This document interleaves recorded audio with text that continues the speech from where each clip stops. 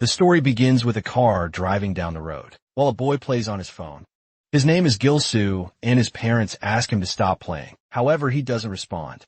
As they continue their journey, they enter a tunnel, and his mother insists that he should listen to his father. The man watches him through the rear-view mirror and sighs. Gil-soo then comments that his father probably regrets having him as a son, since he suffers intensely from bullying at school. His mother replies that if the students start bullying him again at the new school, he can simply quit, as she wants him to have a comfortable life. He calls her a liar, claiming that she begged his father to transfer him, but get no response and returns to his game. After losing, he stares at the game over screen and wonders if he should end it all. The scene shifts to the entrance of Six Gate School, where Gil-soo walks hesitantly with wishing he could run away. He even prays for an earthquake to happen.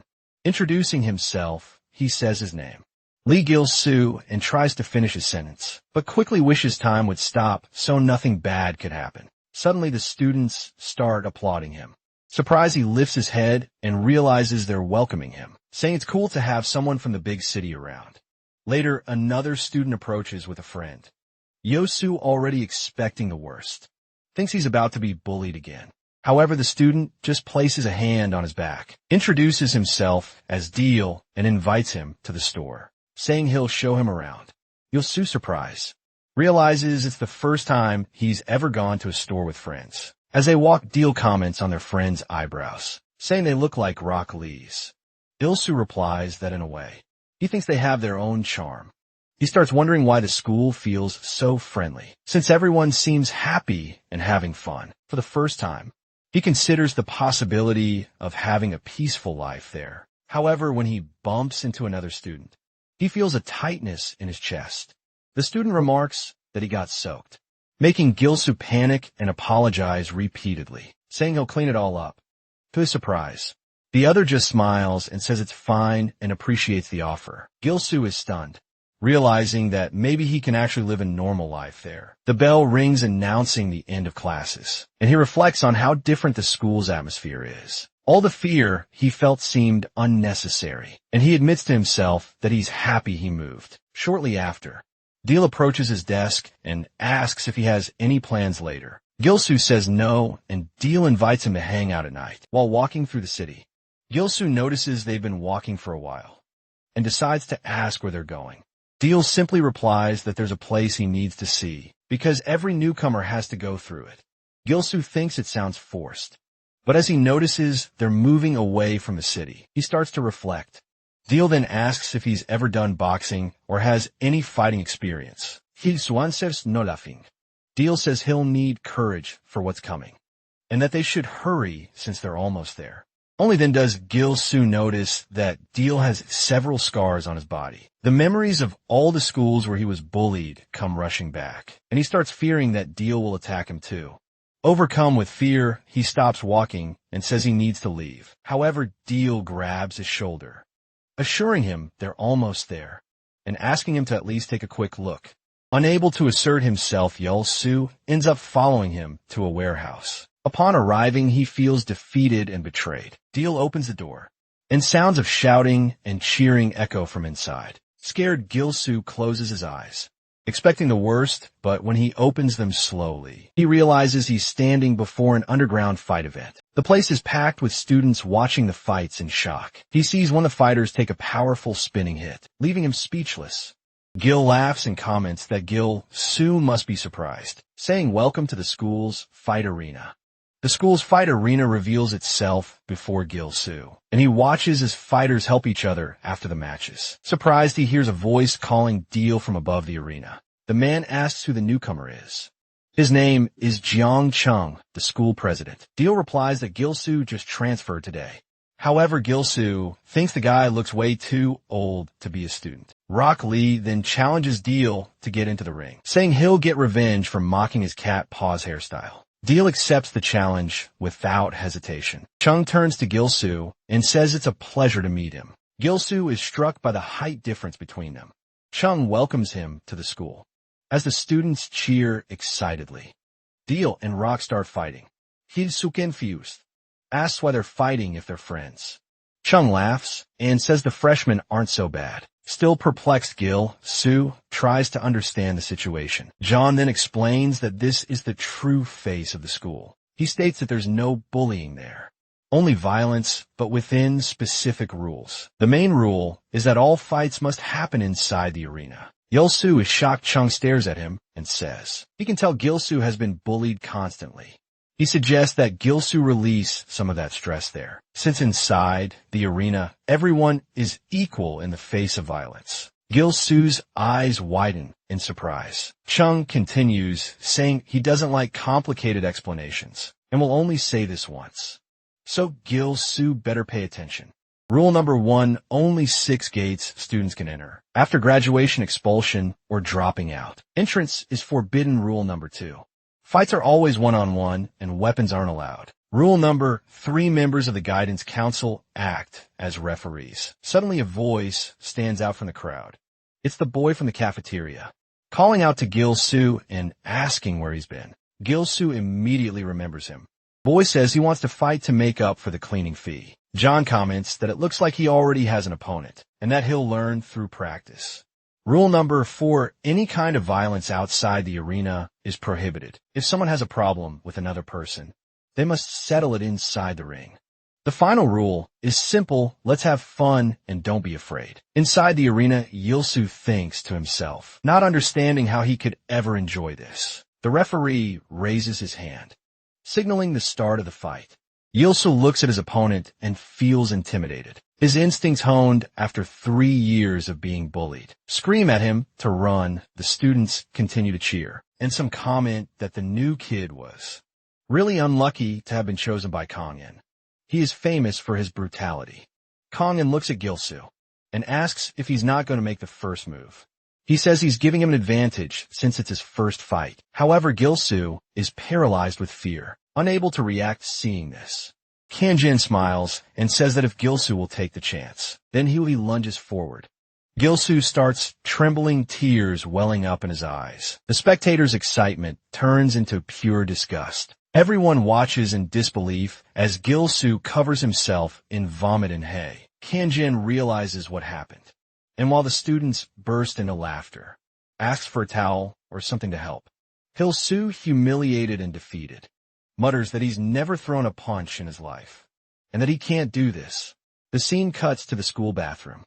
Some students talk about the arena fight, calling it embarrassing. Yeltsin sits inside a stall, overhearing everything, and concludes that he's completely screwed. He thought it was a normal school, but realizes it's far from it. Even though Chun told him to have fun, he knows he never will. He already imagines what will happen the next day. But since he can't be bullied anymore, he figures he just has to push through. The scene shifts again.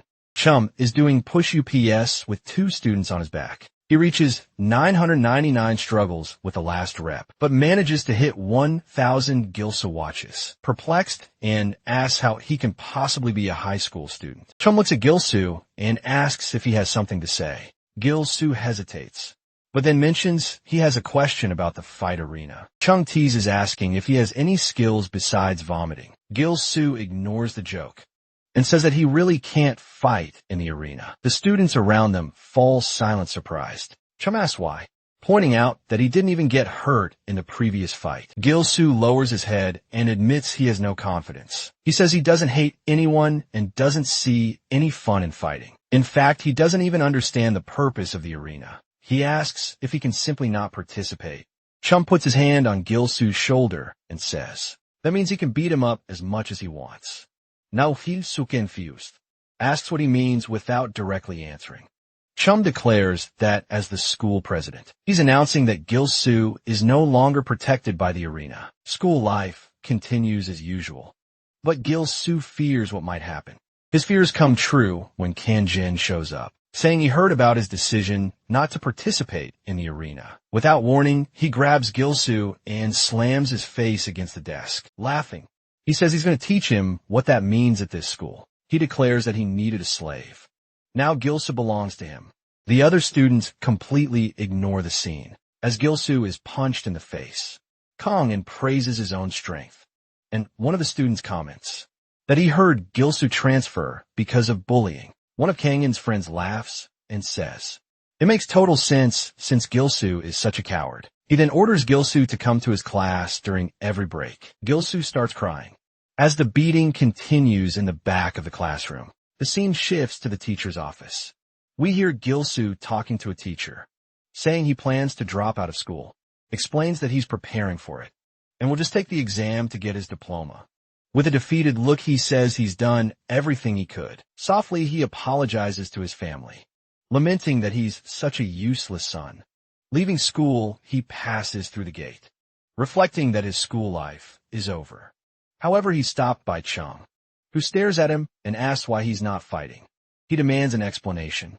Gilsu hesitates, but eventually lowers his head and says he's sorry. He claims that someone obsessed with fighting like Chung could never understand how he feels. He admits he has trauma from violence, suffered severe bullying, and now just wants to give up because he's tried everything. Chung puts his hand on his shoulder and declares that he's even more pathetic than he thought. He's so confused, asks what he means without responding. Chum starts walking toward him. Chum asks who said he has to fight like a pro. He says that if Gil-su doesn't have teeth, he should use his gums. He doesn't have strength. He should use courage. That's what it really means to fight. He grabs Gil-su by the collar and asks if he doesn't even want to protect himself. Gil-su starts crying, wondering what he did wrong. Chum then asks if he thinks the outside world is all sunshine and rainbows. He says that if Gilsu keeps acting like this, he'll be a loser for the rest of his life. Gilsu walks home muttering that Chung would never understand because he's never been weak. He's tired and wants to give up, but then he appears grinning mockingly. He says he heard that Gilsu won't be going to school anymore, starting tomorrow, laughing. He asks how he could leave without saying goodbye, threateningly. He adds that if Gilsu leaves, who will be his punching bag, since Sean created the fight arena. He hasn't had any slaves, so he needs someone to vent his frustrations. He says Gilsu is wrong if he thinks everything will end by quitting school. He orders him to follow. The scene cuts to a dark alley where the bullies beat up Gilsu, lying on the ground. Gilsu feels like he's about to die and just wishes they would stop. I then comments that he should consider himself lucky. If it were back when Kongin's older brother was at the school, he'd already be dead suddenly. He asks if the address he received is correct. Gilsu, confused, wonders what he's talking about. He laughs and says he can't believe Gilsu lives in such a nice house. He then reads out his address aloud. He declares that next time they'll visit him at home. He laughs again. Gilsu suddenly stands up and demands to know what he plans to do at his house. He just orders him to stay still, or he'll take a picture and send it to everyone. Completely desperate, Gilsu wonders what he did so wrong to deserve this. He really thought it was finally over, that he had escaped this hell. But the moment he thought he was free, he was dragged back and he remembers Chung's words. Fighting isn't just about strength. And he realizes how much of a coward he's been, for not even trying to protect himself. The bullies grab his face, and he screams in pain, laughs, and mocks him, telling the others to hold him tighter. In his desperation, Gilsu shouts again, "Why? What did I do wrong?" in a sudden move. He knocks his phone to the ground. Cracking the screen, looks at the phone, shocked. Without thinking, Gilsu bites his hand as hard as he can. He screams in pain, while Gilsu mutters that since he's weak, he'll do whatever it takes to fight. He says he'll resist with everything he has. Ha Furious punches Gilsu in the face, knocking him down, but to everyone's shock. Gilsu gets up again, Ha stunned, mutters that he's gone crazy. Gilsu, panting, replies that he's pretty sure he has. He looks down, noticing the determination in Gilsu's eyes. Gilsu then says that if he's going to die, he'll take her down with him. I laughed, surprised, and comments that even a cornered rat will bite. He asks if Gilsu is ready to keep going. The other two bullies move in on him. But Gilsu doesn't back down. He grabs a handful of dirt from the ground and throws it into their eyes, shouting at them to get lost. The attackers retreat furious. He realizes that Gilsu picked up the dirt when he fell. Without wasting time, he yells at the others to chase him. Gilsu runs, not knowing exactly where he's going. Somehow his feet lead him back to the fight arena. The door opens, and Chung looks surprised to see Gilsu entering, with determination in his eyes. He declares, "I'm going to do this." Surrounding students are shocked by his return. Gilsu then announces that he wants to enter the fight arena. The bullies who were chasing him stop at the door. Chung watches the scene and smiles. He says that Gilsu is more interesting than he imagined. Already inside the ring, Gilsu prepares to fight. One of his friends steps forward and says he will be the one to face the nerd. His name is Park Yango. Another companion warns him to lower his voice because Chun is present. Yango responds that he knows and it's always necessary to be careful. Gilsu takes a punch to the face, followed by a knee to the stomach. He receives another blow to the face. Kong asks if he really thought he could do anything in a fight and hits him again, making him lose balance. Then he lifts his leg and kicks Gilsu in the face, saying he'll teach him how to behave. Laughing, he asks how he feels now, claiming he surely regrets it. Gilsu glares at Kong with anger, which irritates him, ordering him to lower his eyes. Kong slaps him repeatedly, insulting him with each hit. He says a loser should act like one and that this isn't a webtoon, and he performs his spinning kicks, sending Gilsu sprawling across the floor. The students comment on how intense the fight is and wonder if Gilsu broke something. Kong, still excited, hopes he's not dead. Gilsu tries to get up, but Kong is surprised, saying he should already be unconscious. He orders him to stop pretending to be tough, warning he might end up dead. He also asks how, claiming this doesn't even compare to the pain he has already faced. He lunges forward, landing a punch that knocks Kong to the ground. The students react in shock, calling him Vomit Boy, commenting that he has some tricks up his sleeve. Kong admits he was caught off guard. Gilsu screams and goes for another punch, but gets hit first. Kong mocks him, asking how such slow punches could do any damage. At that moment, Gilsu remembers Chung's words and suddenly head-butts Kong, making his nose bleed. The students cheer, saying this is more fun than they imagined. Chung observes that even though the adrenaline is numbing the pain, Gilsu is clearly injured but shows impressive resilience. Kong kicks him away, making him fall to the ground, wiping blood from his face. He asks if Gilsu has a death wish. Still, Gilsu gets up, determined to continue. He wonders if it was always like this, if the gangs he feared were really that strong. The students start chanting his name. Clenching his teeth, he charges at Kong, throwing a punch in one-punch style, but is stopped by an uppercut.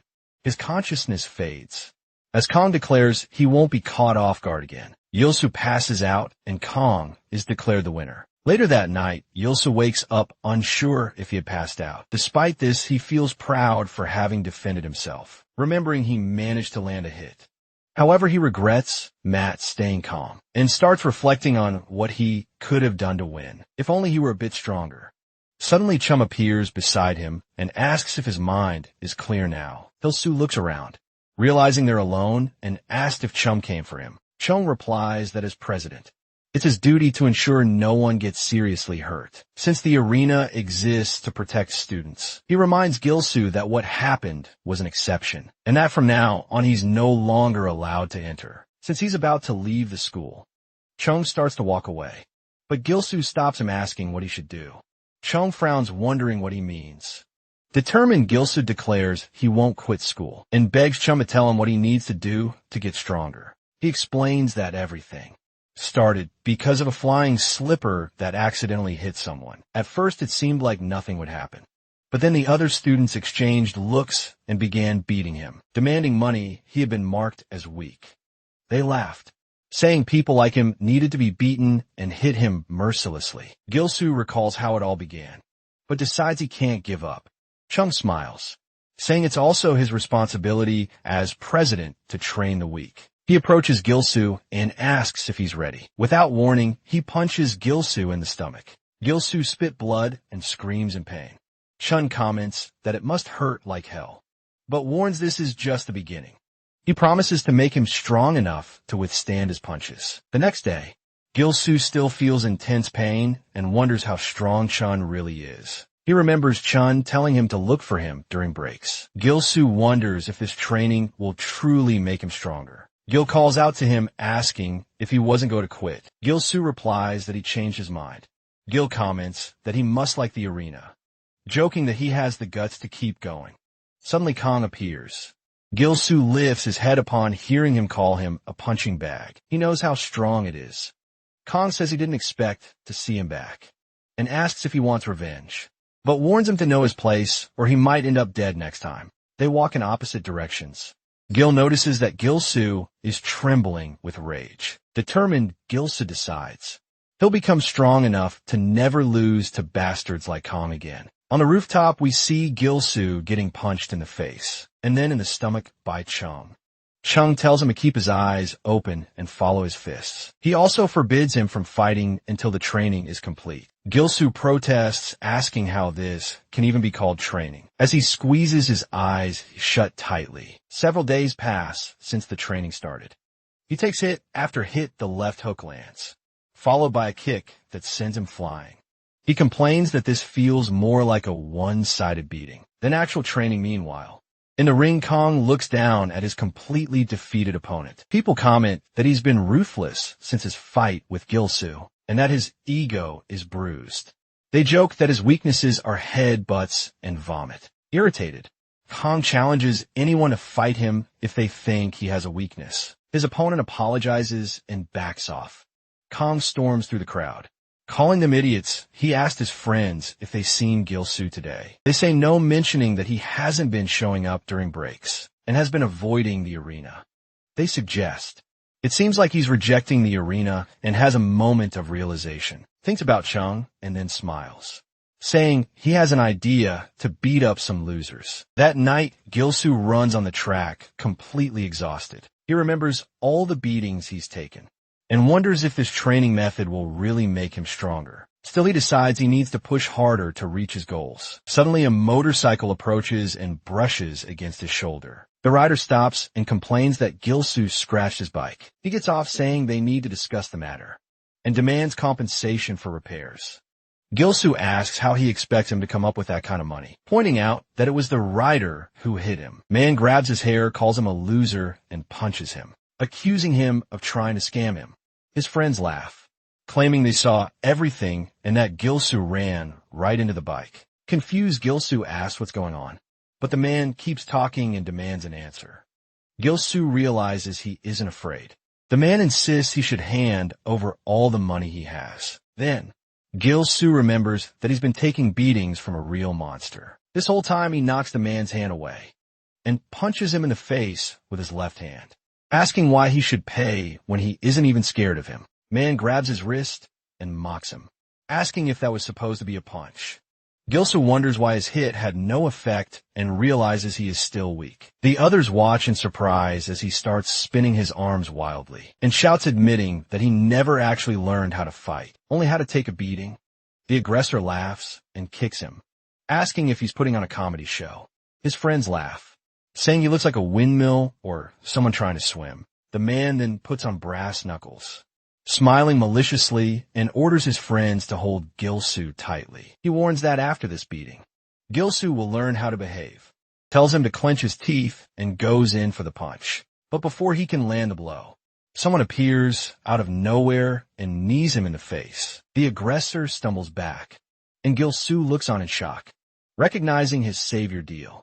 Deal laughs upon realizing the person he saved was Gil-soo. One of the thugs charges at him, but Deal dodges the attack and counters with a left hook to the face. Another comes at him with a wooden plank, but Deal blocks it with his arm and lands another punch. A girl who was with him screams when she sees her friends knocked out and complains that they left her alone. Gil-soo watches Deal fight, impressed by his strength, realizing he thought Deal was just a regular guy. The girl then threatens Deal, asking if he knows who they are. She claims they are part of the strongest first years at Deal High School. Sanil, one of Deal's friends, tells her to give up, that it doesn't matter if they call more people. That will only get worse for them. Reveals he's from 6 Gates High and says he found it odd the loser was acting that way, but now they mess with the wrong person. The aggressors quickly jump on their bikes and flee. Deal clicks his tongue, calls them idiots, and then turns to Gil-soo, asking how he got involved with them. A little later, Gil-soo explains about his special training with Chung. Deal is surprised and comments that Gil-soo must be really serious about fighting. Gil-soo confirms, but admits he's still too weak and was just training his endurance when he was attacked. Deal laughs, recalling Gil-soo throwing punches in the air, and says it was quite a spectacle. Praises his courage for not showing fear. but warns that he still doesn't have enough strength to fight. Multiple people at once yell explains that if it were him, he would have dodged the hit and countered. But he also confesses he envies Gilsu for being chosen by Chong. He adds that for someone who rejected the arena, it's important to get used to the environment. After all, the school is unique. Gilsu then recalls Sanil saying they messed with the wrong person and asks Deal why the thugs ran away when they found out he was from Six Gates. Deal laughs and says it's obvious that school is famous. Gilsu asks why, and Deal explains that Six Gates has a long history of school violence. In the past, it was like a jungle and things got out of control. Deal-su comments that it doesn't seem that way now. Deal agrees and says that's thanks to Chong.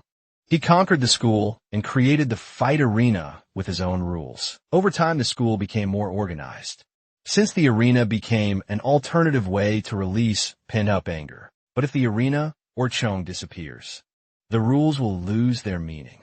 Who knows when everything will return to the chaos it once was. Besides, there are still people who want things to go back to the old ways. In the arena, a student falls to the ground defeated. Yango mocks at him, asking if that's all he's got. He points at another person and orders him to get in the ring, saying he chose him just because he doesn't like his face. The student hesitates, and Yango asks if he's refusing to fight. Kang's group laughs, commenting that Yango is on fire today. Kang, on the other hand, calls them losers and says they need to learn their place. Yango steps forward and lands a left hook on his opponent's face, followed by a right punch. The opponent tries to ask for a break, but Yango ignores him and prepares a final kick, saying it's way too easy. Kang then stands up and orders everyone to clear the way, saying he wants to have some fun too. He says that some people just talk and never step into the ring. He announces he'll teach those cowards a lesson. Back to the present, it's Kang's turn to fight. The students wonder who he'll choose, and he points at one of the students who is talking about him. He orders him to get into the ring immediately. The boy's surprised, asks why he was chosen since they don't even know each other. Kang replies that he doesn't need a reason. He just got in a bad mood. Looking at him, he grabs him by the collar and asks if he plans to refuse the challenge and end up like Gilsu. At that moment, Chun enters the arena. Visibly irritated, he stares at Kang and asks what's going on. Kang, unfazed, replies that he just issued a fight request, but there was a misunderstanding. He then challenges Chung, asking if there's a problem with that, pointing out that he didn't break any rules back in the past. He is with his friends, and they ask what his plan is. He says that Gilsu got himself into trouble by being the first in the school to say no to the combat arena as long as you have arms and legs. Anyone can fight in the arena. Everyone is equal in the face of violence, and these are the school's rules. I can brag about it, but if you look closely, you'll realize they're cowards who only enjoy watching the fights without ever participating, because deep down they're all losers. His friends agree, saying they're having fun too. But that idiot Gilsu exposed the situation. They wonder what would happen if they challenged those who have been beating others. Until now, Yango replies that they would be forced to fight, so they wouldn't end up like Gilsu. Kang agrees and says the arena will now be their playground. Back in the present, and asks Chung, going on saying he didn't break any rules. Chung tells him to stop pretending to be brave and laughs, apologizing for the confusion and saying that next time he'll choose more carefully. On the rooftop, Chung is landing a series of blows on Gilsu, finishing with a kick. Gilsu says he feels like he's going to die, but manages to balance himself and block a hit, saying he's not as scared as before. Chung responds that he's getting used to the punches. Gilsu tries to counterattack, but Chung dodges, and Gilsu says that if he wants to win, he needs to land a punch. He keeps attacking without any real plan, and Chung starts getting irritated, slapping him and telling him to shut up.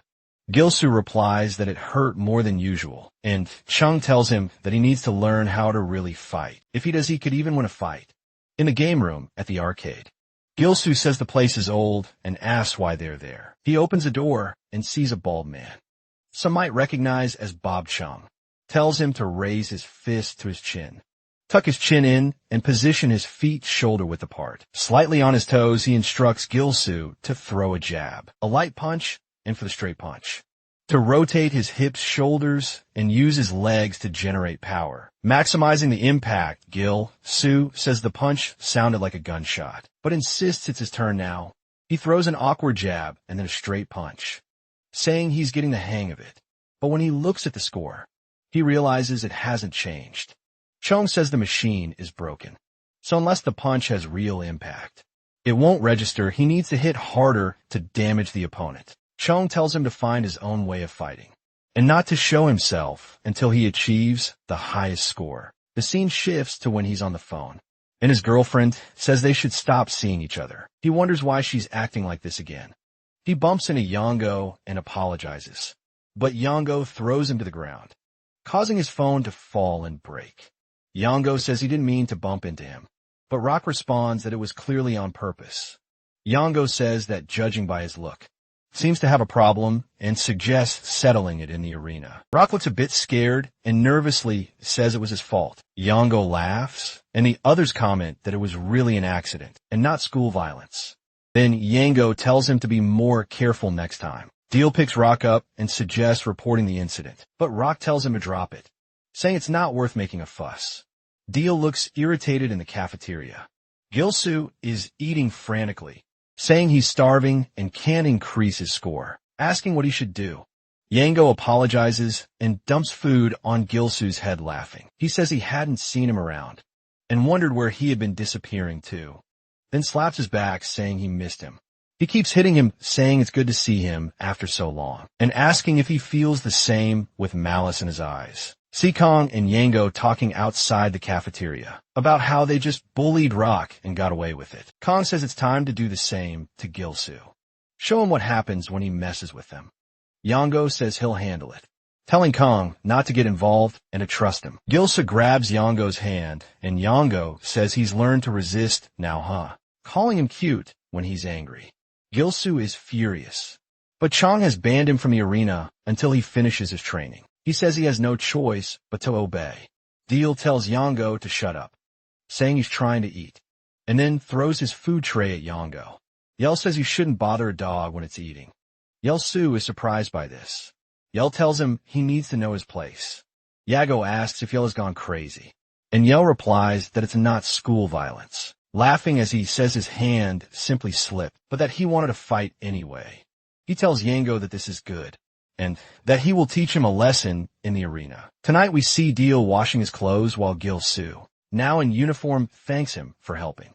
Deal says he didn't do it for Gil-soo, and although it may seem like it, he just wants to teach a lesson, since he's tired of seeing people behaving wrongly in the arena. He admits he hasn't been there for a while, so he doesn't know exactly what's going on.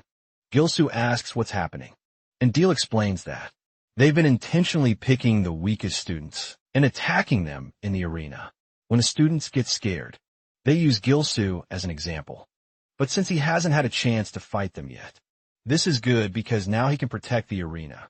Gil-soo wonders, why do you want to protect the arena, saying that if he's so strong, the arena shouldn't matter to him. Asks if there's a reason behind it. Deal reveals that he went through a dark phase, just like Gil-soo. A flashback shows him urinating into a pot filled with other things, while a bully tells him it's a new pig drink and orders him to open his mouth. We see a chubbier, timid version of Deal.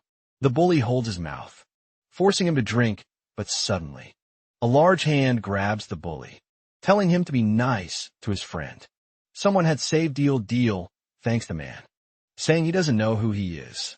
The man hands him a flyer and asks if he wants to try boxing as a way to lose weight. It turns out the man was the owner of a boxing gym. After that, Deal tried boxing for the first time and became obsessed with it. We see him progressively losing weight and transforming through boxing. He knocks the bully to the ground, and the others try to apologize, realizing they can't mess with him anymore.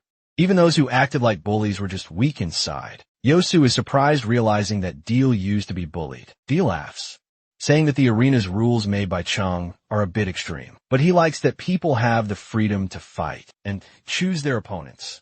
He says he's going to defeat Yango and asks Gil-soo to watch. That night in the arena, the two face off. Yango says he doesn't know where Deal suddenly got all this courage. Deal asks if he came to talk or to fight, telling him to stop talking and get started. Yango smirks, saying Deal looks ready to fight. Gilsu wishes Deal good luck. The referee starts the match. Yango opens with a jab, but Deal blocks it. Surprising him, Yango throws more jabs, but Deal easily dodges them all. Yango retaliates with his own punches. Landing one on Deal, the spectators are shocked at Deal's speed. Yango notes that Deal is faster than he expected, and wonders if he's purely a boxer. Deal starts pushing forward, backing Yango up with jabs. Yango comments that Deal may be fast, but his punches are too weak. He counters with a powerful punch, claiming he's stronger, but Deal blocks it. Deal throws another jab, Yango dodges, and tries an uppercut, but it was a trap. Deal counters with his own uppercut, complimenting Yango on the attempt. Yango realizes he was tricked. Gilsu is amazed, realizing Deal is dominating the fight, and that Yango hasn't landed a solid hit yet. The crowd starts wondering if Deal was always this strong, and notes that Yango might lose his undefeated record. Gilsu is shocked to learn Yango is undefeated. Yango throws a right overhand, misses a left hook, misses another right, and misses again. He starts losing his composure, frustrated that he can't land a single punch. Deal taunts him, laughing and asking if Yango really thought those punches would land. He hits Yango with a jab, saying that light punches need to connect before heavy ones can. Deal lands a straight punch, sending Yango to his knees. Deal mocks him, saying he talks too much but can't back it up, and tells him to stop bothering people and leave the arena. Yango looks over at Kong, smiling, telling him not to worry because he's not done yet. Yango admits that Deal is better at boxing, but claims he'll fight fairly from now on. You'll see a surprise as Yango raises his leg towards Deal, adopting a Muay Thai stance, declaring that it's time to start the real fight. Deal recognizes Yango's stance, knowing that he plans to use a kick. He charges forward head low, saying he can land 2 hits, and does so towards Yango. Yango grimaces in pain, wondering why Deal's leg feels so firm as his kick was blocked. He attempts a strike, but Deal creates distance. Yango doesn't lose momentum, charging directly at him. Steam Deal preparing another kick. Yango blocks with his arm, but instantly regrets it, feeling as if he's been hit by a steel post, being thrown across the ring.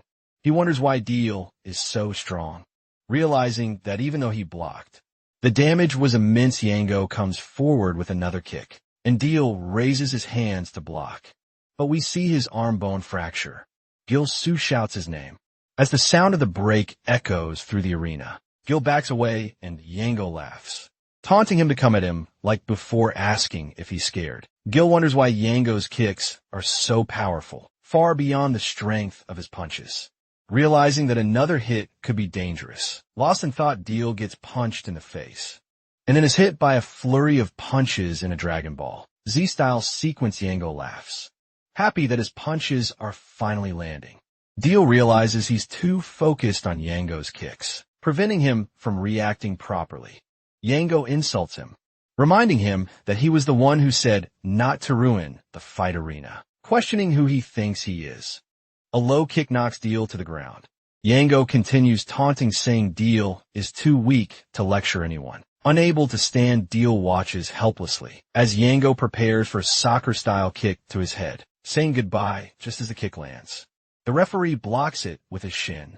This leg's made of steel. The referee, John, says if your opponent can't fight anymore, going further is a foul. Yango laughs, saying they were just getting started, but he had fun for the first time in a while. He looks at Gilsu, remarking that maybe that's why some old faces are back. As Gilsu makes eye contact, Yango laughs harder, saying the arena will get even more fun, so we should come often later. Gilsu helps Deal walk. Gilsu asks if it hurts much. Deal says that more than the pain, he's just frustrated for losing and boosting their egos. Gilsu notes that Deal was winning at first, but everything changed when the kick started. Deal agrees, saying Yango's kicks were much stronger than expected, but something felt off about that last kick. But he can't figure out what. They arrive at their destination, and Deal thanks Gilsu for helping him, offering water before they leave. Gilsu declines, saying he has something to do. Deal is curious, watching Gilsu run off, wondering where he's headed at this hour. Cut to a classroom, where Kong looks at the ugliest pair of shoes imaginable, asking why they're there. One of the guys says their gang wanted to show appreciation. Kong replies that he values talent over gratitude. They agree, promising to do their best. Yango enters, saying he doubts Gil-soo will show up at school today. Kong stands asking what he means. Yango says it's probably time to beat him now. Kong puts a hand on Yango's shoulder, saying things have changed because of him. Yango looks confused as they walk. Kong explains that by defeating Deal, they prove their strength, scaring those who thought they were weaker. Touching Gil-soo now would only ruin their reputation. One guy asks about the next plan, suggesting spreading flyers to recruit people. Kong says no explaining they've beaten the freshmen as planned. It's time for the next step. They cut to some men smoking outside, introduce Shoku. They ask who the newcomers are. Bose replies they came to meet them. Shoka laughs, dismissing them as freshmen. Calling them kids, Kong responds, saying they probably look that way to him, since Shoku was part of a legendary generation with his brother. Shoku realizes who Kang's brother is. Kong points out that since Chung sidelined them, they've been hiding like old men. Shoka grabs Kong by the throat. Calling him arrogant, Kong replies he's just disappointed, feeling like they've been fighting alone. But things have changed now. Chaco questions him, and we cut to Hank talking to Chung. Hank insists they need to intervene in the fight arena, saying letting them abuse the rules will destroy its foundation. He brings up Kang's older brother. He Jung says, the rules are the rules, even if they've been abused. Hank asks if he'll just stand by. Chung replies that even if he steps in and fixes things, the arena won't be the same. Hank reflects, realizing Chum is right. Chum's phone rings. It's Gil-soo calling from the arcade. Chum reminds him that he said not to call until he scored some points. Asking if he gave up, Gil-soo says that's exactly why he called. We see the punching machine covered in blood with a score over 99,999. Gil-soo tells Chung to teach him, saying he's ready for the next lesson. Meanwhile, we see Gil-soo running towards the game club. Thinking about Yango, he says he needs to hurry and get stronger, then slaps Bob as we see him going all out on the poor mannequin. Gil-soo says this is the only thing he can do as he has nothing else, and he's pushing himself even with his weak punches. If he punches these machines tens of thousands of times, he'll surely be able to do it. He remembers Chung saying he needs to hit hard enough for the machine to register the punch. Only then will it prove he can cause damage to an opponent. Lacking weight and strength, it would be better to widen his stance, to put more power into the punch, which he does, allowing for a full motion swing. He hits Bob right in the face, and we hear a loud noise, see that he managed to score 3 points, and the count keeps rising, passing 20, then 134, slowly climbing higher and higher until it surpasses 4,000. Now his fists begin to bleed, the skin tearing until he finally hits the 99,999 points we saw before. He tells Chung to teach him. Chung smiles, saying that was faster than he expected, and Gil-soo replies that he had no choice, since he doesn't have time to waste. Chung says that's good, and now they can move on to the next stage, but it will be much harder, so he needs to be prepared. As he says this, Gil-soo's head drops onto his chest, and Chung starts smiling, saying that rest is also part of training, while we see that Gil-soo has passed out. The next night, we see Yango asking if this is everyone at the fight club, says not even half the usual people are there, asking if everyone is scared. We hear a man asking who's scared as he steps forward. It's a second-year student council member named Choi. He says he thinks he needs to educate the freshmen. Yango looks a bit surprised, and Choi says he hated the driving tattoo on Yango's arm since he first saw it, and that's reason enough for them to fight. You've been looking for fights over silly reasons like that. All the time, Yango looks a bit tense. And we see Hank saying they can't just sit back anymore. An eye for an eye, a tooth for a tooth. Arena door starts opening, and we hear Shoku asking what's up with this atmosphere. He heard rumors that their fight club has been fun lately, so he came to visit. Hang looks surprised, and Shoku says he didn't expect to see his second year trying to fight a freshman. He wonders if he needs to spice things up a bit. Hang walks towards him, asking how he dares to come here. Shoka replies that he came because he's also a member of the high school. Hang tells him to stop spouting nonsense, since he caused an incident before, but now shows up as if nothing happened. Shoko says they can forget about what happened in the past here, and asking why Hang is being so uptight, saying there are fewer people here, so it's good to have new faces joining. Asking if Hang agrees, Hang clearly doesn't agree, and then asks why he's so scared and laughs at him.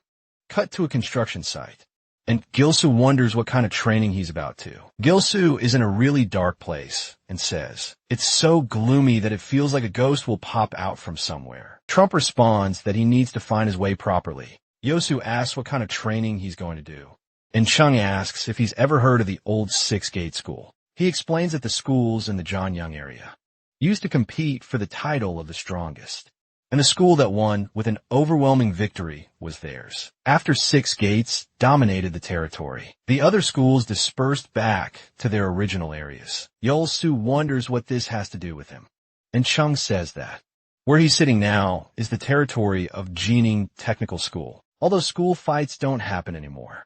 If members of another school invade their territory, it's treated as a clear provocation. Yol-Su is completely shocked, and then Chung slams the door hard and starts locking it, saying that the door on the other side is open, so he should try to get out on his own. Young says there's no better experience than a real fight. Yol-Su starts shouting at him, asking what he's doing, and soon we hear a motorcycle approaching. He gets worried and a man asks, "Who's making so much noise in his territory?" Gil-Su recognizes the man as soon as he gets off the bike, and we see it's none other than Sanel from before, who also recognizes Gil-Su. He says he knew he heard that school name somewhere before, and Sanel replies that Gil-Su must know. The situation now is different from last time. Really happy to see him here, and starts laughing. It also says Gil-Su must be fearless to come here alone. Santa starts putting on his brass knuckles just like before, and Gil-Su says nothing. Sano grabs the back of Gil-Su's head and asks if he's scared, since he's just standing there. Then Sano realizes that Gil-Su was mumbling something and starts rubbing his brass knuckles on his face, telling him to speak up before he breaks his jaw. We start to hear what Gil-Su was mumbling, and he says, "Raise my fist to chin level. Keep my feet shoulder-width apart and take light steps." And he throws a jab, hitting Sanel directly in the face. He steps forward, while still mentally reciting the steps to throw a proper punch. Sanel can only watch as the punch comes straight at him, hitting him much harder than any punch we've seen Gil-Su throw. All of Santa's friends are shocked to see him spitting blood, and Gil-Su starts smiling, saying that it works now. Then we hear a man saying he lost while begging Shoku to let him go. Shoku replies that if he had known the fight arena was so much fun, he would have come earlier, and that he didn't realize the student council bastards were so weak. He refers to Troy, saying his mind is damaged. Meanwhile, we hear Hang warning not to overdo it when stepping into the ring. He suggests that Shoku face someone on his level before starting to brag. Shoku responds that indeed they have a lot to settle, dropping Troy to the ground and wondering what to do. Now that only his group in the student council remain, everyone agrees he's right. Since even the few students still there had already left the arena, rules were completely ignored. And even Shoku, who used to keep a low profile, showed up. Most likely the students left to avoid becoming targets. This apparently was exactly Kang's plan when he brought Shoku. Kong then suggests that if they really want to fight, they should set up a match in a proper place, not the arena since it's empty. He argues that he no longer needs to protect it. Kong starts getting irritated. Shoku interrupts, telling him to listen carefully and make sure Chum knows too. This enrages Hang even more. Meanwhile, we see Sanctu taking a punch to the face. His friend runs toward him furious, asking how Gil-Su dares to act that way on their turf. He throws a punch directly at Gil-Su's face, but Gil-Su doesn't even flinch. With a smile, Gil-Su mocks him, saying those weak punches don't hurt at all, and strikes his opponent in the stomach, sending him flying. Another enemy charges forward with provocative words, and Gil-Su accepts the fight. However, he's much stronger and knocks the opponent away with a single blow. They start wondering what's going on, questioning if he's really the same person from before. A woman steps in, calling Gil-Su an idiot and asking if he realizes what he just did. Behind her, even more men gather. She warns him that he's completely screwed. A strange-haired guy asks why someone from the Six Gates is there, and suggests they finish him off. Il-Su starts getting nervous.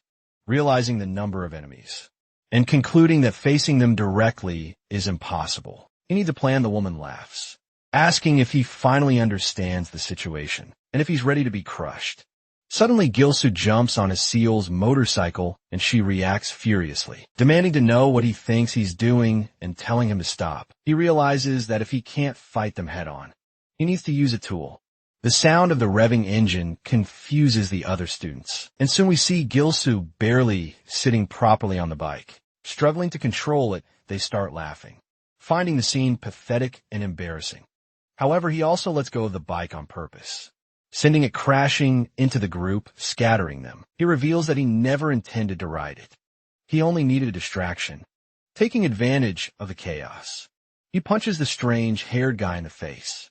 Knocking him aside, we learn the guy's name is Kong Suk. The others shot to capture Gilsu, who starts running as fast as he can. He thinks that if he can face them one-on-one, he might stand a chance for a moment. He even misses the fight arena, but quickly realizes something. Even outside the arena, he still has a shot. He spots a long staircase and begins to climb. His enemies chase after him, and when they think they've cornered him, they see Gilsu standing at the top. Daring them to come up, they laugh, saying he must have hit his head while running. With no other option, they charge at him, convinced there's no escape. But Gilsu surprises them by punching the first enemy square in the face, knocking him down. The second charges to avenge his friend, but also takes a strong hit and falls. Enemies begin falling over each other like bowling pins. And Gilsu smiles. He realizes that if he can face them one by one and maintain the high ground, it'll be much easier. The stairs make them lose momentum, and if he knocks them down, he can escape hunting them. He tells them to stop stalling and fight, urging them forward so he could defeat them and leave. But before he can react, a bowl of ramen flies at him, hitting him on the head at the same time. A man grabs the railing, jumps, and kicks Gilsu in the face, sending him tumbling down the stairs into the crowd. Students cheer for their upperclassman, who angrily says he was just trying to enjoy his ramen, when some Six Gates loser showed up. Gilsudes mumbles that he didn't expect anyone on the upper floors. Determined, he charges at the newcomer. Looks slightly surprised, but doesn't hesitate. With a swift move, he knees Gilsu in the face, making him realize this guy is much stronger than the others. The upperclassman declares he'll give his students only 10 minutes to take Gilsu down and bring him over. The students immediately attack Gilsu from all sides. Still in the way, the upperclassman complains about wasting his ramen and suddenly reduces the time to 5 minutes. Gilsu struggles to block the kicks and punches raining down on him, feeling the fight turn against him. Yet he starts to stand up, despite his trembling body. He realizes that fighting here won't get him anywhere. Meanwhile, the upperclassman hears one of his men yelling, calling the freshman useless, and saying it takes all of them to handle a failure like Gilsu. At that moment, Gilsu launches himself down the stairs like a projectile, catching the upperclassman off guard. He grabs his head and slams it with a brutal headbutt. Upperclassman screams in pain as they both tumble down the stairs. The other students rush to help him. Asking if he's okay, he struggles to his feet, pointing at Gilsu and ordering them to capture him immediately. He warns that if they fail, they're all screwed. Gilsu, while running, starts laughing. Celebrating his escape, he just needs to reach the back exit. Suddenly, he spots the rear gate open, just like Chung had said, but before he can reach it, the sound of a motorcycle catches his attention. He turns around surprised, trying to understand what's happening. Looking closer, he sees a man with green hair, dragging sandal across the ground while speeding on the bike. The stranger sneers, saying he can't believe his men are losing to a weakling like Gilsu. Then with a strange smile, he licks his lips and says he thinks Gilsu is cute because he likes adorable things. Then introduces himself as Haechin Huang. The head of the school, Gil-su, watches the scene and wonders what kind of crazy person would drag someone with a motorcycle. Meanwhile, Huang comments that the rest finally arrived. Gil-su turns around and sees the same guys from before. Huang notices that they lost to Gil-su and mocks the situation. Senol, on the verge of losing consciousness, is sprawled on the ground. Huang looks at his men and warns them that they will end up in the same state if they fail. Again, desperate, they beg for a second chance. However, he just growls, saying that no one should touch his prey, surprising everyone. Gilsu concludes that this guy must be the boss of the place. He notices that Huang is shorter than him and less muscular than Cheng, so maybe he has a chance to defeat him without wasting time. He decides to attack first. Remembers Cheng's advice that the 1-2 combination works against any opponent and starts with a jab. However, Wang quickly dodges, assuming a grappler's stance, and once again calls him cute for attacking first. He then performs a quick double leg takedown. Gilsu realizes his mistake too late.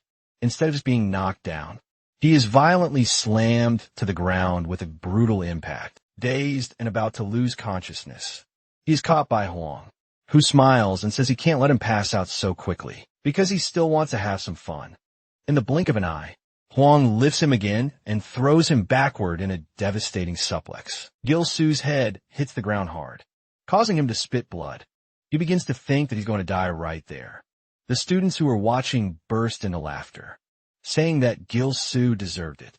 However, a boy with purple hair reprimands them, telling them to shut up because once Huang is done, it will be their turn. Huang grabs Gilsu by the neck and asks if he's already passed out, demanding that he keep resisting.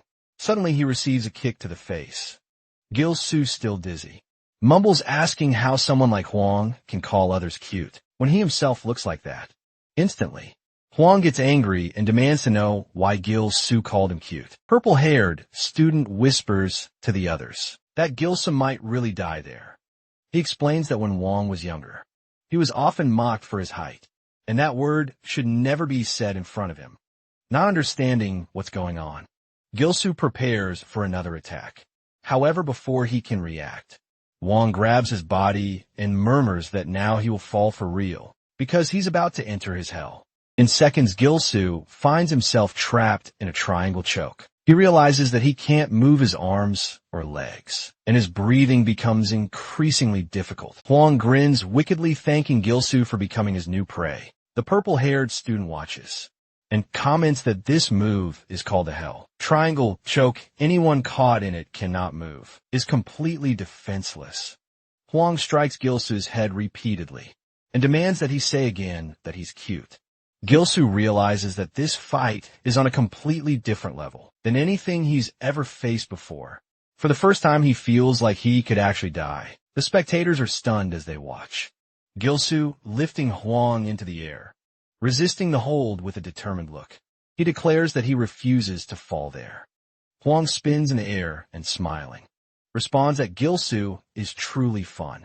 He quickly changes his position to attempt a new choke, murmuring that he likes him and that from now on he belongs to him. Gilsu begins to gasp, struggling to breathe. Huang in turn mentions that the school's record is 7 seconds, and he wants to see how long Gilsu will last. Gilsu feels like he's about to pass out. In the back of his mind, he thinks that he never wants to lose to someone like this again. His muscles begin to fail. His legs lose strength, and with a satisfied laugh, Huang declares that now he's cute again. Holding Gilsu by the arm, he starts driving him away, saying he's going to take him to keep playing. The students who were once terrified breathe a sigh of relief. Finally, it seems like Huang has lost interest in them. They whisper to each other that this might be the perfect opportunity to escape. As Gilsu is dragged across the ground, something unexpected happens. He opens his eyes. He explains that this is called the fainting game. Before being transferred, this was a game often played by his attackers. They would bet on how long he could resist, finding amusement in his suffering.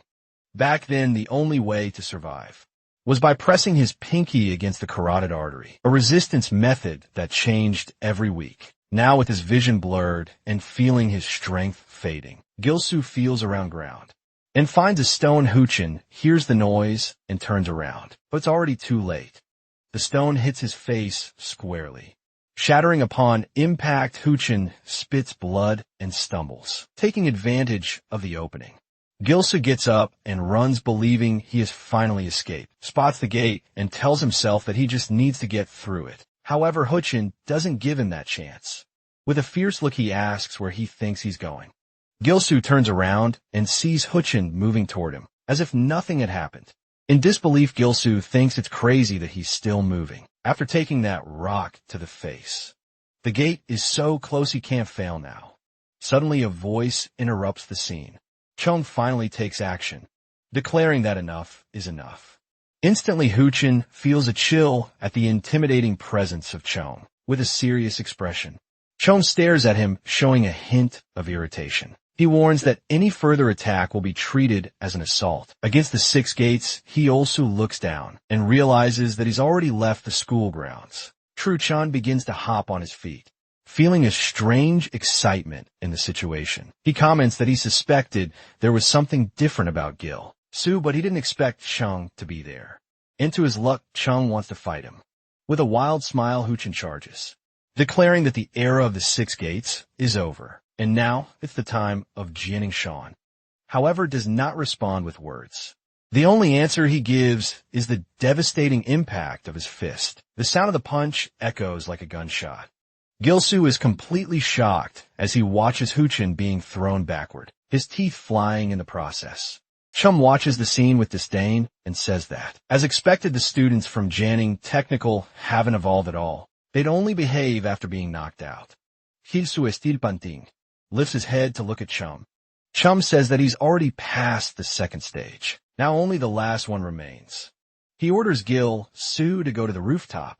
The next day, Gil Su looks at Chum with confidence. Next morning, however, he is not on the rooftop instead. He is at school, calling someone to go to the arena after class. It seems he didn't get the last part of Chung's training.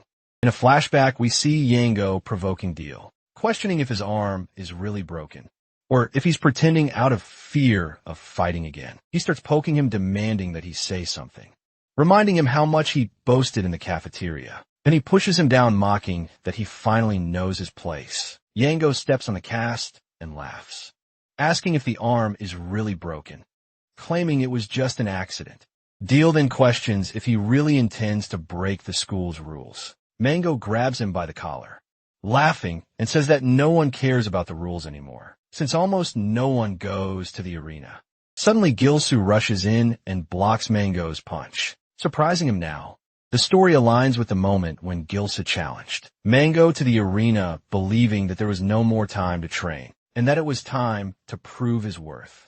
Yango laughs when he sees him and calls him a vomit boy. Then he grabs his bandaged arm and asks if he's been training alone, assuming that he's trying to learn to defend himself. Gilsu quickly pushes his hand away, leaving Yango surprised. He then challenges Yango to another fight. Yango laughs again, saying that he has no idea where all this courage came from, but it seems fun. He steps back, stating that it will be interesting, and that he will show how the arena has been in recent days, telling Gilsu to look forward to it. Meanwhile, on a roof, Chung waits, not understanding why he was left waiting. Suddenly the door bursts open and Jianing enters, asking where he was the previous night, and if he has any idea what happened in the fighting arena. Obviously, Chung doesn't know. Hang explains that Shoka showed up in the arena and warned him that, if things continue as they are, things will only get worse. He insists that Chung must act quickly.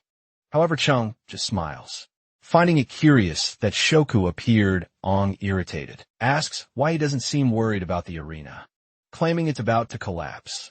Chung responds that if the arena is about to crumble over something so trivial, then deserves that fate.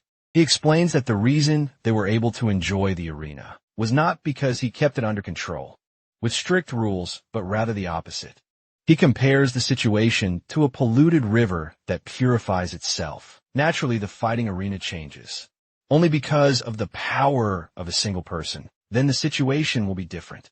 But if it doesn't change, then it means it never had a real purpose. Back in the classroom, we hear Hani asking Yango if he said that Gilsu wants to fight. Yango laughs and confirms, saying that Gilsu suddenly went crazy and started showing off. Still mentions that Gilsu seems to be training because his arms were bandaged, and assures that he will finish him off in the arena. Hannah thinks about the situation, while Yango watches him and asks why he looks so thoughtful. Asking if it's a problem, Hannah responds that at this point, getting involved with a loser like Gilsu will bring no benefit to them, and that the focus should be on taking down Chong. Yang glows and assures that there's nothing to worry about, claiming that he will break one of Gilsu's arms, so he can never get in their way again.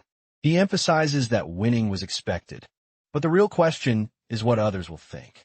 after all the effort they put in to consolidate their power in the arena. He needs to win flawlessly and must never lower his guard. He starts suffering from PTSD. A kid who vomits and then says that if it's not something else. He's very persistent outside the school. Rock asks Gil-soo what he was thinking, challenging him to a fight, saying he saw how that bastard is. Even Deal couldn't beat him. So how does he plan to do it? Neil sununtay realitis he acted on impulse, and wonders if it's right to disobey Chung like this, especially since it's the last training session. Deal tells him to cancel it immediately, even though he trained with Chung. It's still very dangerous to fight Yango. He just transferred in, so he doesn't know.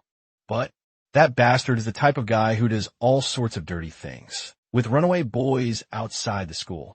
The result is as clear as day. So we should stay away when he recovers. He'll take care of it. Gil-soo says no. He got hurt fighting to protect him in the first place. And what happened to him in the hallway this morning is something Gil-soo is already used to. Being ignored and turned into a spectacle, like watching a clown show at the circus. He doesn't want to become like them. And his first opponent has to be Yango. He wants to finish the fight he couldn't complete in the cafeteria, no matter how dangerous he is. He truly believes he's ready this time. Night falls, and some students are talking about how Gil-soo has been doing. Special training, as we can see. Many people are here to watch. This is the most packed event that has happened in days. Rock says, it's the first time since they enrolled that there's so many people. Yale says that Gil-soo's impact in the last two fights was huge. And the real fun of the fighting arena is that it doesn't matter if you're strong or weak. Whether you can face off Yango in the ropes says that Gil-soo is late, and his friends start laughing, saying maybe he's afraid to fight. Yango says it's better if he runs away so they can finish him off. Outside the school, see Chum watching, and some students start wondering when this will start, asking if this is a joke telling them to go get Gil-soo. Yango laughs, saying everyone was tricked and Gil-soo will even show up, that he should just give up.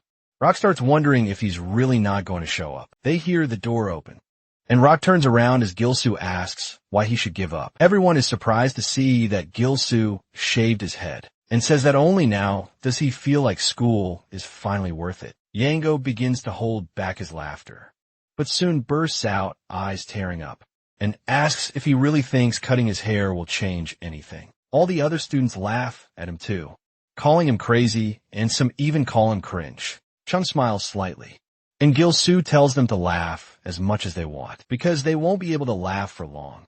Yango says that Deal was also confident at first, and look how he was defeated. Gil-soo says he's going to beat him up. Hang raises his hand, telling them to prepare. As they begin to face off, Gil-soo raises his fists and says that the old him is gone, and he plans to win this even if he has to risk his life. Hang asks if they're ready, and Gil-soo grits his teeth. Hang yells fight, and Gil-soo rushes directly into the attack. He throws a jab, and Yango blocks it, saying that he certainly has courage.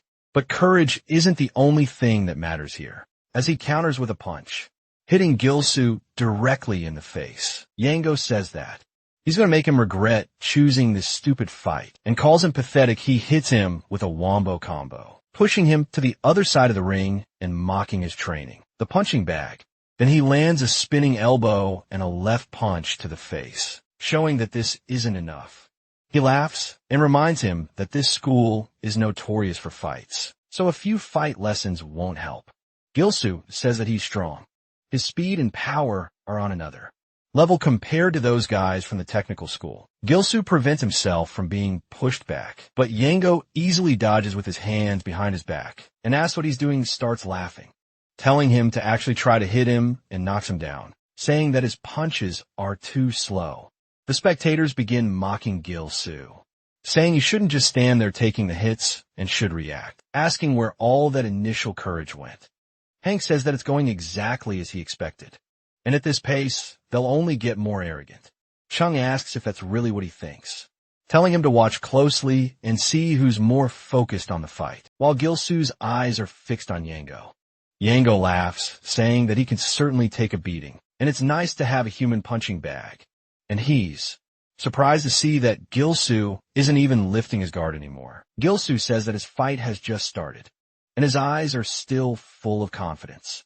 On the roof, he told Chung that he wasn't actually going to make it to the final training session. He disobeyed the order not to enter the fighting arena until the training ended, and impulsively challenged Yango to a fight. He just couldn't hold back anymore. Young says that they need to adjust the training plan, and then starts running directly toward him. He says that an intensive course is the best way to substitute real training. While raising his guard, he says that fighting him is all he needs. Gil-soo gets hit in the stomach, sending him flying back, and wonders if Chung has gone crazy. Chung asks if he plans to just stand there and take a beating in the arena, telling him to react. He throws a punch but Chandayas, and starts continuing with rapid punches to push Gil-soo back. Chung says that his punches are too slow and weak, and that no one in that school will be beaten by those weak punches. Gil-soo says he knows he won't get stronger with just a few sessions, but he still has to win. He throws a right punch. This time sounds much heavier like the time he hit Sanel. And even he's surprised Chun asks if he really wants to win, as we see that he didn't even try to block the hit and just took it. He tells him to lower his guard first. Back in the arena, Gil-soo lets out a primal scream. Rock and Deal are surprised to see Gil-soo coming with a series of punches. Directly toward Yango, Deal asks if he gave up, saying that he shouldn't be swinging his fists around so recklessly. Doesn't make sense to train with Chung if he's just going to do this. Yango laughs, asking if he's going to keep throwing random punches, and starts countering, asking if he thinks those punches will actually hit him. Yusu slips from one of the punches, which grazes his cheek and grabs Yango, something he wasn't expecting.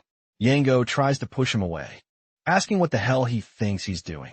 The students say this fight is boring, that he looks so pathetic, saying that if he's going to lose, he should at least do it with style. This is nothing but a one-sided beating from Yango. Mango grabs Gil-soo's head and starts kneeing his face, telling him to stop fighting and just fall. Already Gil-soo says that this is good, because everything is going according to plan. Back on the roof, Chung tells him that when he grabs the neck or body, he should lower his guard and restrict his opponent's movements. How his fight will start. He hits Gil-soo directly on the side after doing exactly that, and says that it's hard to hit a moving target. But if the opponent stands still, it's much easier. He holds him there. Landing quick punches, Gil-soo responds with punches, and Chung says that this is a natural response. All he needs to do when that happens is hold on, just like he's been enduring the training so far. He keeps hitting, and Chung says that when the opportunity arises, he should land an even stronger blow directly to the stomach, making Gil-soo slide off the side of the roof. Gil-soo realizes he can't maintain his guard, but he gets distracted as Chung instantly closes the distance, coming in with another monstrous right. Speed is so great that Gil-soo doesn't even have time to think about dodging, so he just stays there luckily. Chung stops before hitting his face, completely surprising Gil-soo. Chung tells him not to try a direct hit right away, and that he should throw his opponent into confusion, so that he can't predict where his punches will land. Gil-soo tightens his fists and hits Yango directly on the side, saying that he needs to make this unpredictable. Yango doesn't let it stop him and continues hitting him, but Gil-soo also retaliates.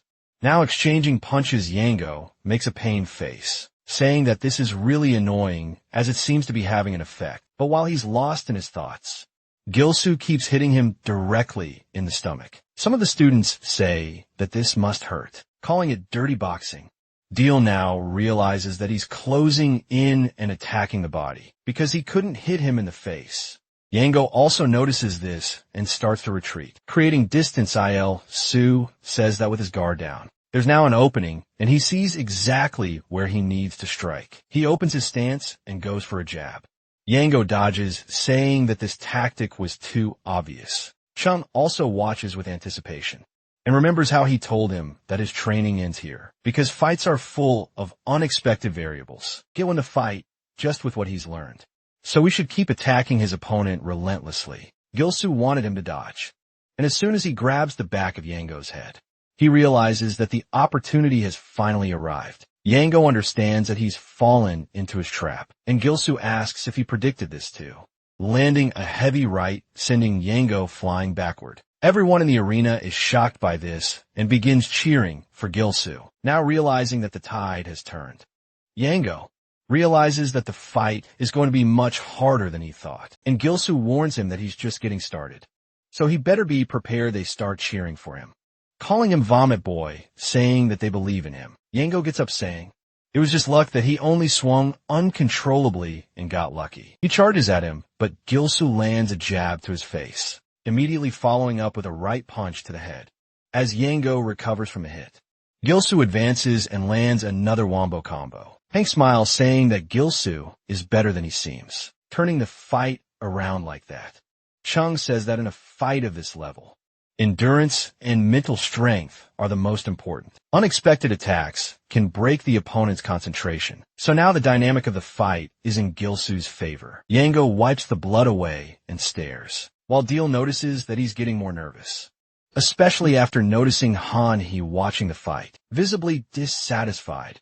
Yango remembers Han-hee telling him that he needed to win. Without fail, Yango says, this is embarrassing, and starts lifting his leg in a Muay Thai stance, saying he's tired of this pathetic fight. Gilsu realizes he can't hesitate anymore and needs to finish the fight. But at the wrong moment, Yango hits him with a kick to the face. Sending him flying, he grinds his teeth to keep from passing out and wonders what the hell the kick was. Yango throws a second kick, hitting him in the stomach. And every impact sounds like he's being hit by metal. He keeps attacking, picking him into the ropes, and telling him that a loser should know his place and stay down, calling him a useless piece of trash. Yeltsin says that each blow feels like he's being hit by a cannon, and there's no opening to counterattack. He wonders what to do and remembers the conversation with Deal, when he said it didn't matter how dangerous Yango was, because he was prepared. Deal told him to just be careful, because Yango seemed to be hiding something, that his kicks were far from normal, and if you try to kick, you should be prepared. Gilsu now understands why Deal was so alert. It felt like he was being hit by an iron bar instead of a leg. Yango lifts his leg again, saying he loves seeing that scared look as it suits Gilsu perfectly. And now he needs to beg for his life like the dog he is. Gilsu tries to avoid the kick, but he's too slow and ends up getting hit directly in the face and thrown back and forth, like in a Street Fighter combo. Yango is enjoying every second of it, while Gilsu says that seeing Yango relishes pain reminds him of the bastards who tormented him whenever they could. There's no difference between them and Yango. They're all bastards. He then sticks out his rear end and says he can't afford to fall like this. Yango delivers a direct kick to his cheek, completely surprising him. Deal asks what the hell he's doing, and Gilsu says Yango can hit him as much as he wants, because he knows where this is going. Yango asks if he's joking, calling him ridiculous, asking if he thinks this will stop him. He goes for another kick, but ends up hitting Gilsu's rear end again. This continues repeatedly, because with every kick, he's only hitting Gilsu's butt. All the spectators start laughing, saying he always has an interesting way of fighting, wondering what the name of this move is. Gil laughs and praises Gilsu's cleverness, suggesting that the butt being patted might be his best defense now, especially with his current position. Now Yango begins to tire and says that if Gilsu is going to try this, and you should try defending with his head. He goes for a kick and Gilsu ducks, saying the kick was slow enough for him to see it clearly, which is good. Deal says the pace has slowed a lot, and something fell off when he fought against him as well. Yango's kicks were strong, but he seemed reluctant to use them, and Deal assumes that the more powerful the kick, greater the risk. With every second the fight continues, Yango gets more exhausted, to the point where Gil soon no longer needs to use his no jutsu defense and is just dodging the kicks. He narrowly dodges a kick and manages to see something, but his carelessness causes him to be hit directly in the head by a spinning punch. Yango takes advantage of Gilsu's moment of carelessness. Yango says that he certainly didn't predict this and laughs at him, saying he certainly was persistent. But it's over now, as he goes for a soccer-style kick straight to Gilsu's head. The impact is audible, and Yango says that no matter how resilient Gilsu is, he can't withstand this, and he must understand now what happens when he tries to act tough. But Gilsu calmly calls Yango, surprising him, saying that his kick has become so slow and weak, as we see that he's noticed this. Yango starts to fall as Gilsu pushes him straight to the ground. Yango begins to sweat nervously, feeling that something is wrong, while Gilsu mentions the strangeness of being hit by metal and notes that his kicks have slowed down, something shiny appearing during one of them. He grabs Yango's pants, and Yango starts screaming internally. Unable to react, Gilsu pulls and rips his pants, saying that he's got him now, revealing a metal shin guard. Gilsu says that now he understands why Yango got so tired so quickly. He was using something heavy on his legs.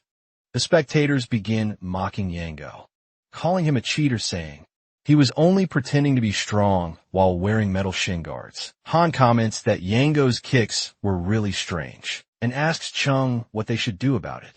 Chung laughs and says they should just wait, as this will be over soon because Gilsu is going to finish the job. Gilsu starts hitting Yango hard in the face while he's on top of him. Yango is speechless, asking how Gilsu isn't exhausted yet. Gilsu says he recognizes that expression. It's a look of dread. That means Yango isn't even considering challenging him. It's the same expression Gilsu used to have when he was intimidated. But that old version of Gilsu is gone now, and he's finally standing up for himself.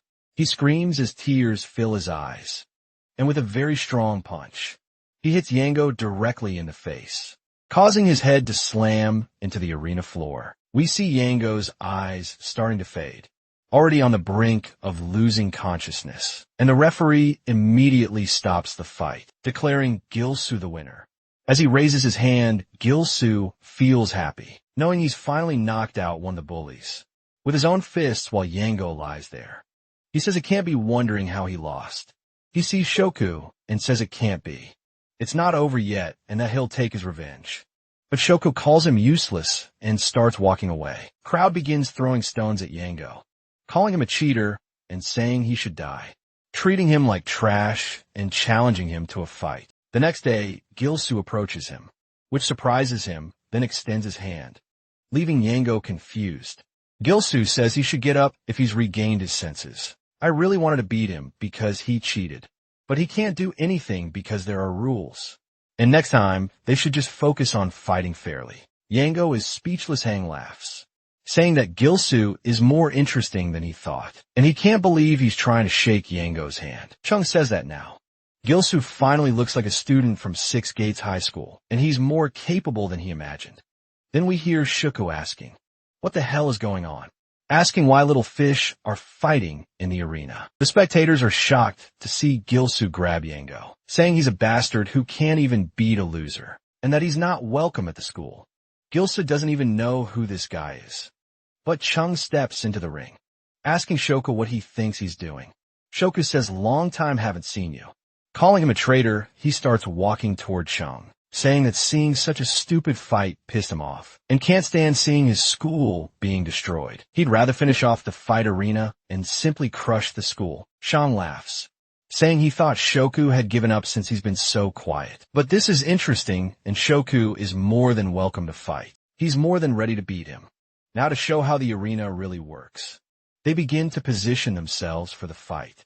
The students say they can't believe they're witnessing this. Before they graduate, Yasu asks if he was his friend. He's surprised that Gilsu doesn't know him, but remembers that he's also a transfer student.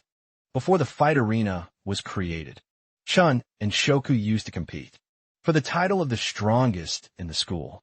Gilsu is surprised that Shoku is the equivalent of Chun. Shoku stomps his foot on the ground and starts stretching, asking how long it's been since they fought like this. Chung is disgusted to hear Shoku mention the past, asking if he's already looking forward to being defeated again. Shoku calls him arrogant and charges directly at him, saying that Chung went through all that effort to reach the top, just to do something like this. The sound of his shockwave scares many of the students, making them run. They wonder what the hell that strength is, saying the ring will collapse. We see that Sean dodged the attack, asking Shoku where he's aiming. Shoku starts smiling, going for an overhead left strike, which Sean immediately dodges, following up with a kick, but of course, the kick is also dodged. This continues a few more times, with Shoku still unable to land a single hit on Chung. Yeltsin wonders how Shoku can move so quickly with such a large belly. Yeltsin says that Chung is amazing for dodging all of this. Gilsu asks what will happen if Chung loses. Deal thinks for a second, and then says that the arena won't exist anymore, and the school will go back to what it was before. Because Shoku is one of Han-He's subordinates. Gilsu wonders who Hana is. Back to the fight, Shoku starts getting frustrated, saying that Chung is just running around like a rat, and that you should forget his past victory. We see Shoku assume a charging stance. He immediately charges, saying that now he's a completely different person. He goes for a palm strike, which Chung narrowly dodges, but still hits him in the face. Cutting his cheek, Shoku starts laughing, saying that he finally touched him. His wave of attacks continues, pushing Chung back in the ring. He says that Chung is acting cool, but he clearly lost his skills, while we see Chung getting hurt all over his body. Shoku says that if he had known Chung was this weak, he would have defeated him earlier, while one of his punches sends Chung flying. Gilsu says this is crazy, asking how Chung can win this. Bill says that from what he's heard, Shoku has always been stronger than Chung, but Chung had him beaten in technique. Looking at them now, Shoku is overwhelming him, so maybe he's gone through some special training. Shoku starts thinking about how his body feels completely different, and that he's been given something that is really pushing his body to the limit. He raises his leg for an axe kick, saying that now Chung doesn't surpass him in anything. Telling him to die, Chung stares at him. And then we hear the impact of the kick. The students are shocked to see Chung land a direct hit on Shoku's face, asking what Shoku thinks has changed. This punch is strong enough to send Shoku's large body flying. That sounds like a gunshot. Shoku vaults onto the ropes, and Chung says this is just a waste of time for him, and he's ready to finish it. Now, with Chung directly in his face, he starts treating him like a punching bag. Each punch hits Shoku directly in the stomach, and he starts spitting blood, wondering what the hell is happening with this power. He suggests that Chung might have been holding back all this time. Chung prepares his monstrous right punch, landing directly in Shoku's stomach. Hey everyone, did you enjoy the story? I really liked it. If you want to follow the next part, make sure to subscribe to the channel and leave a like. See you in the next story, guys.